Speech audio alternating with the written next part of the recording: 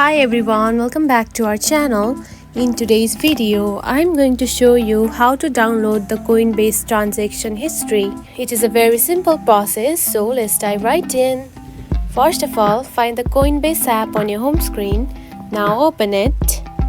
After opening the app, you will see something like this on your home page.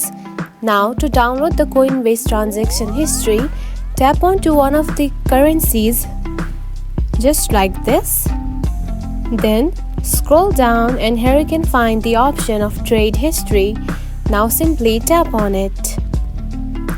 Then here you can find the transaction history of the given currency.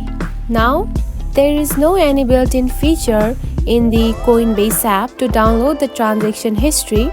Now here is a simple trick that you can do to download it, and that is simply take a screenshot just like this. And after that you can simply save it to your gallery. And that's it. This is how you can download the Coinbase transaction history. Now do the same to the other currencies. If you found this video helpful, don't forget to like and subscribe for more tips. Thanks for watching.